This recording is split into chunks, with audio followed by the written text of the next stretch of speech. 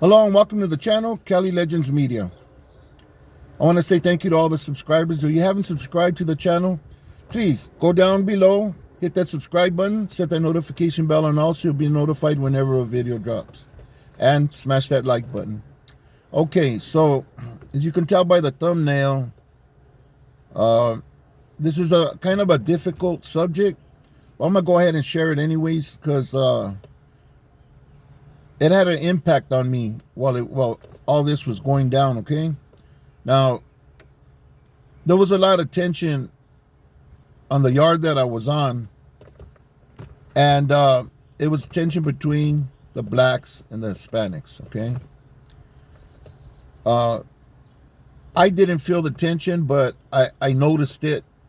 You know, I could tell the way people were acting, how they post up sometimes. I think that it was going to go off, you know? And then I was hurt, you know, people would always tell me, hey, Lucky Trucha, man, we might get off with the blacks, you know? So this went on for quite a while, you know? And finally it jumped, okay? And during that riot, a lot of individuals got hurt really bad. There was a few that were life flighted off the yard, and a few blacks. And there was a lot of animosity, okay, after the riot. What happens was, back then, you'd always go, for something like that, you'd go on lockdown for 3 to 6 months, depending how serious it was. And this one was pretty serious, you know, when the helicopters got to come and take people off the yard, off the facility, and rush them to save their lives. That's some serious warfare that took place. So we had heard in some of the other buildings situations, or cases I should say, where, like the first one I heard, there was some Hispanics that were showering, and the blacks either had kept their door open or popped it some way, or maybe the tower popped their door by accident. We don't know. But the brothers that were in there, man, came running out, rushed the dudes in the shower, and they got their money, you know. Then about 2 weeks later, in my building, I don't know how it happened.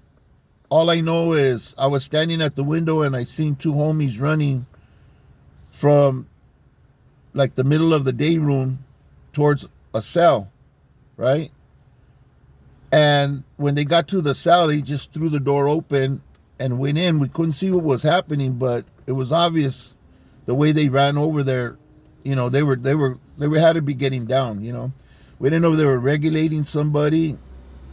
At the time, there was a lot of fighting over the yard, you know, because they took the guys that were in charge, they rolled them up on both the blacks and the Mexican side. So there was a little power struggle going on, and we were hearing about those incidences at the same time. So we weren't sure exactly what was going down inside the cell, but we knew they were getting off in there, right? And then a black dude was like fighting, but he came out backwards out into the day room a little bit and then went back in. So we knew it was the Sureños on the blacks, right? So all this shit's happening, right? Back then, you'd get locked down. Sometimes we'd come off for a week and get locked down again for another 3 months, get off for 2 days, and then go back on lockdown for 6 months, you know. We're always going on lockdown. People are always getting hit and smashed, and they lock you up for everything, you know, no matter what. Especially if it was, you know, two different races. So we're always on lockdown. And during this lockdown for this particular incident, we had, we knew what our job was, you know. Nobody had to tell us. We were living in between two black cells, and we were in the middle of these four guys, right? So me and my Sally, you know, we got our things together. You know, we made our pieces and stuff, and you know, we kind of like try to. You can't really decide like, oh, hey, okay, homie, I'm gonna get this one, you get the other one, because you don't know how things are gonna go down when the doors pop open, you know. But our intention was, I was gonna get the bigger guy because he was a lot smaller than me, the other my Sally. So and we made arrangements if it was coming from this side, okay? You know, if they opened it up from this side, when they popped our door and we came out, we were going to get off on them. Or if they just popped the doors, then we're going to be in the middle. We'd have four guys on us until the homies got there, you know, to help us out.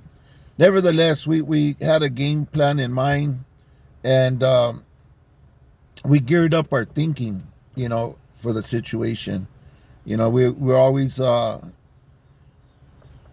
our shoes on. You know, whenever there was movement, we were up. Not one up, one down. We were both up. There was a lot of things happening on the floors and in the different buildings. But before I go any further, I want to say this. The guys, okay, the cell to the right were almost side by side, the doors, okay?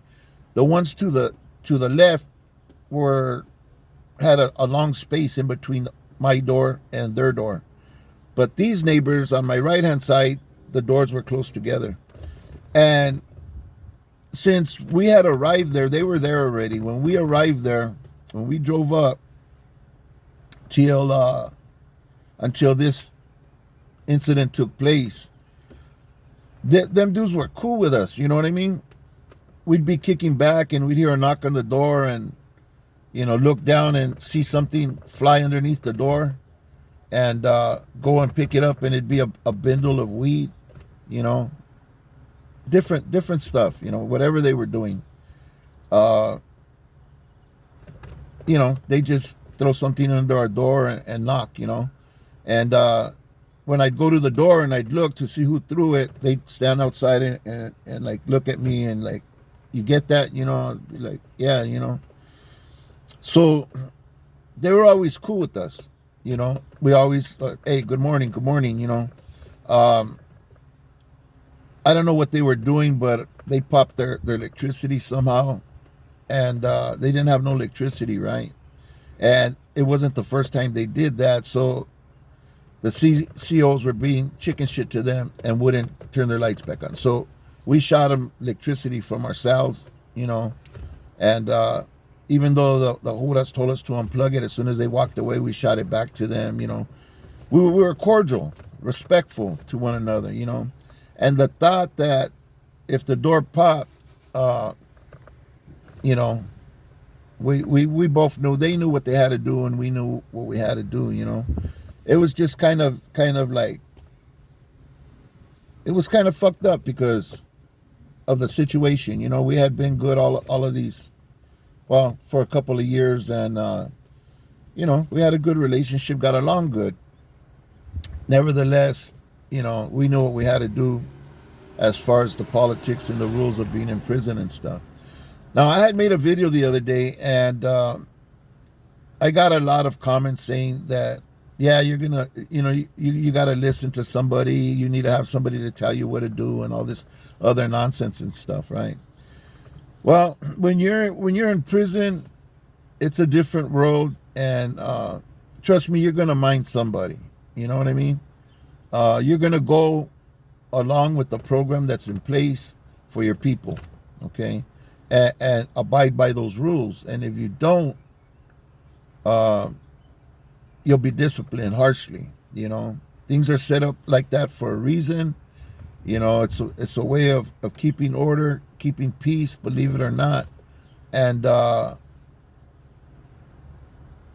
through the years and decades of people being in prison, it's as smooth as a prison could run under the situation and conditions that a prison set up to put people in. Anyway, so knowing all of this, and having it in our minds already, what we're going to do to these people, and what might they do to us, we don't know. That's something that you don't really think about.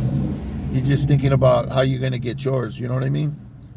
And I know in my mind it was like I gotta take them down as quick as I could, because my Sally might be needing some help, and so I could get to him. So I gotta try to hit fast, hit hard, and try my best to take this man down and get him off his feet, and where he can't get back up. You know what I mean?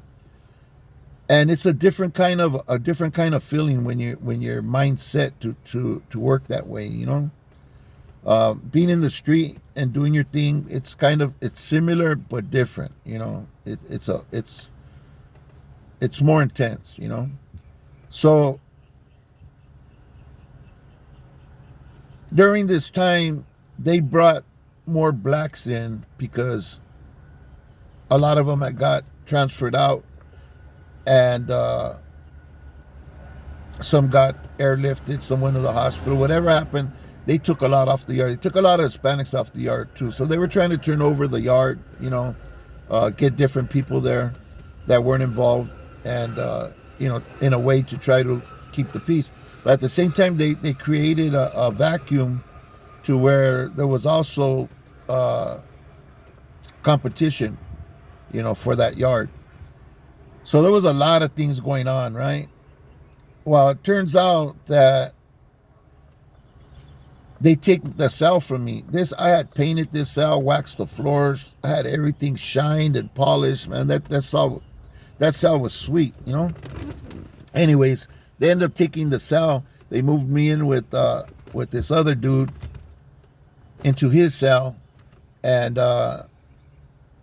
my Sally ended up going into the hole, right? And the only thing that was good about that was that we still had brothers to the right of us, but it wasn't those guys that had been cordial with us and acted right with us. You know what I mean? Nevertheless, we would have tried to take their heads off, but it's just that's the way prison is. But you know what? When I left prison, I didn't carry none of that animosity or hatred or tension being around black people. Man, I get along with them. Me personally, I know sometimes if I do a video that speaks a little bit on the brothers, man, I get a lot of comments where people get disrespectful towards them and stuff. I have no reason to disrespect them unless they disrespect me, and that's just the way I am. Even what I've been through with them in jail and in prison, I don't got that. I don't got that sickness, That's why I call it a sickness, in my heart for those people, unless they do or say something against me or mine. But anyways, I end up getting paroled before we come off that unlock. I think already 6 months had gone by, and my date came up, and I ended up going home from that, But the thought of planning and plotting and being ready to get your neighbor, man, who's done nothing but been good to you and respectful and cordial to you, you got to prepare yourself to do things that the regular human person's not equipped or prepared to do, So if you don't like listening to people, following directions, going through life programmed on a programmed situation where everybody moves the same, my side, your shower, my shower, my TV, your TV, and all of that kind of shit. Stay out of prison, because besides having the COs telling you what to do and stuff, you're gonna have a lot of rules to follow. So you enjoy your freedom, you enjoy your family, you enjoy your nice house, and being able to come out and get in your car and take off when you want. Keep your ass out from behind bars. The only way to do that is to stay righteous out here, and just live righteously, you know. It's hard for some people, especially young people, you know. They got a little bit of wildness in them, you know. But I'm just saying, if you don't like that kind of deal, there's rules and regulations and a program you got to follow out here to not end up in there. Anyways, this is my video for today. I hope it reaches whoever it needs to reach. I hope you enjoyed the story. I know a lot of you wish that, you know, you heard a big old crazy stabbing and throwing off the tier and the whole shit, you know, but I think this story went and ended as best as possible. It went with me walking out those doors, you know, and that's the best part. And, you know, I still don't know what the riot was over. I heard different reasons, but I have no idea why we were fighting, you know. Bell ring, everybody jumps.